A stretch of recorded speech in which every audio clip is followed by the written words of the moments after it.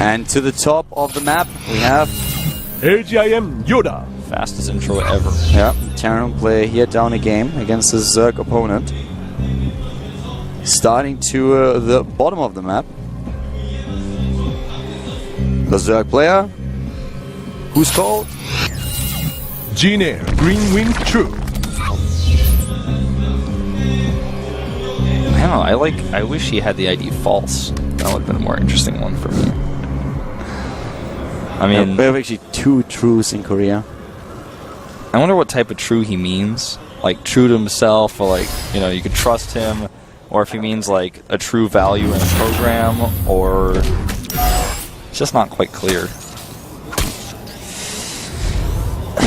I don't know what to expect from this game. YoDa's performance in the last game was very disappointing there. 2 run-bys like this. True was even showing him what was going on. I mean, YoDa knew that he had the Zerglings on the map, so there was definitely a huge chance that there could an attack could happen. And you know, he would have been okay if he just microed his Hellions, and he microed them well earlier. He had 4 in total, he can leave the Marines standing where they are, and as soon as the Zerglings attack them, they line up, you use the Hellions, take them down. You pull a couple of SCVs if you have to, but with the reinforcements, it should be alright. So he loses everything. He lost in that attack already like 22 Harvesters, and I don't know, that was not really what I expected. It was nasty. I mean, it was a pretty brutal start of that game. I mean, basically, it happens. So right now, YoDa has to look at game number 2 and be like, you know what, game 1, that was definitely not what I wanted to do here. So just scratch that, forget about the game 1, and just go now into game 2 and game 3 and take him down. He knows that he's good enough to do it. But for True, it's of course a brilliant start into the series. Now he has also the chance to just go for a bit of a risky build in game number 2 or even game number 3.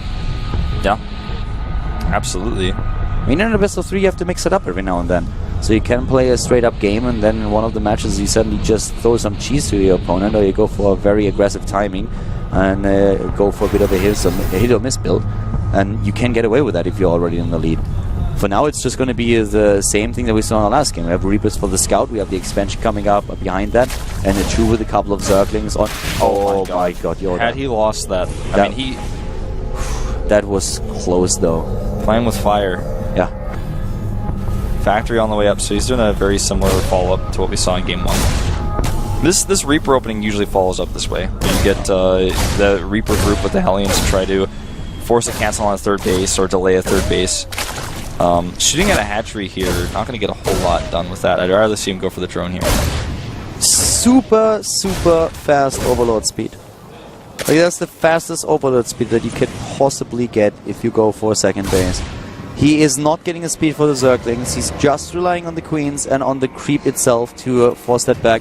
And with this move, he will be able to scout exactly what's going on there. And what's going on is a double barracks hidden in the main base of YoDa. I think we might see Marauder Hellion. Yeah. Tech Lab going down already on one of the barracks. So I would not be surprised. You know, with this build from True, I'm wondering, he must have studied replays of YoDa and must have seen YoDa do this. I mean, I do not see another reason why you would go for such a fast overload speed. Yes, Zergs are mixing this in, but that was so fast. And you would like to have the Zergling speed out there as well, because you are normally faced with an opponent that goes into Reapers and a couple of Hellions.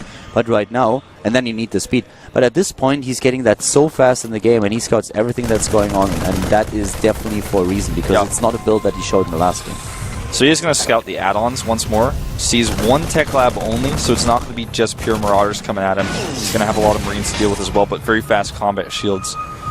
Really cool. I mean, we really don't see this ever, and it's great for him. Like you said, he must have studied something. He must have seen something. Or he must have gotten a tip from somebody like, hey, he does this a lot on 2-player maps. You might want to get Overlord speed real quick and check that out. It happens every now and then a Zerg player gets it, and I'm loving it. I personally really enjoy seeing it. It just, in this game, he rushed it out so fast that I feel it had a purpose. He did it for a particular reason, and he must have seen YoDa perform maybe in an online tournament where the VODs were available, or in another game where he used the same strategy or a similar one. And now he has the extra Zerglings that he's building. He has the Queens alone that already take down one of the Hellions. And Link's running in. Oh, and he loses that Hellion. Nah, but that was close. Still gonna lose it. No, but at least he's gonna get those Hellions away. Oh, the Zerglings away, so not going to go in the main base here. But a lot more Zerglings right now, and he is moving them to the top again. Third base also coming up. He's just going to sit back and relax right now because he knows that YoDa has spent so much money on the barracks. And YoDa is actually following through with this. Oh no, wait, he's supply builders. Okay, sorry, my bad. I was actually looking at the production tab and I saw that he didn't build any additional harvesters, but he was supply block. But he's still not getting SCVs. Yeah, I think he's just going to fall through it, yeah. He's going to have stem and combat shields, a powerful push. Needs to pull all of his SCVs. He's going to get crushed here, in my opinion. Well, with the Baneling Nest, I think you're right. He's even got a Spine Crawler going up. Yeah. And he needs to pull every SCV. If he thinks that there's a follow-up to this on it, he's totally wrong. I mean, this is win or lose right now. But we only have 37 harvesters for True. He did not over-drone, and the Baneling Nest is ready. If he hits the Banelings now, if he morphs them, then this should be game. Like, the only thing that can lose it now for True is if he absolutely screws up his micro. Yeah. I mean, it's still a strong push, but he's got all the tools needed to stop it. All he has to do is control his units, like you said. If on the other hand, YoDa has really good unit control now. If he splits well, he might be able to do that. Or if he gets a bunch of free hits off on Zerglings with the aliens. Exactly, and that just happened.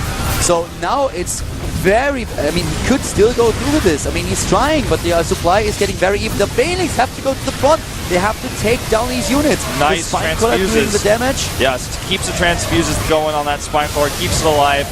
And I think with the next wave of Zerglings coming out, this is it. It's over. Yep. He's done it. This is it. This push is down. GG. And wow, fast overlord speed, great scouting. He kept clarifying every single time he checked, is there a third CC? Is there a third CC? No. Okay, well, I'm not making any drones until I see a third CC. I'm going to keep making units. I'm going to play safe. I'm very disappointed with YoDa's play. I expected so much more from him. Like, I don't know, like last time we casted YoDa, it was a lot more impressive than that. I mean, it's the second round, so he's still in the up and downs, but he must have had a really bad day today. Yeah, that's got to be a pretty rough loss to take, and he knows like how badly he got crushed. I mean, you can talk about YoDa sometimes being hit or miss and everything, but like that was definitely, that was even, I don't know what to say there. Like, he saw the scout, he knew that the Overlord saw everything, went through with it anyways, didn't confirm anything here in the second game, making massive mistakes with the supply depots for True.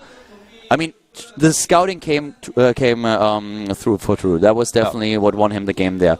But it was so fast. I mean, YoDa even just like everything in and then, yeah, GG, whatever. I cannot believe he committed to it. We're going to take a look at our results, of course, refresh you guys on our quick little day here. Hydra taking a 2-1 over Roro. Pretty close series. Hurricane versus First, close as well. Hurricane, though, advances. And last but not least, we just saw it. True takes a 2-0 over a very weak YoDa today.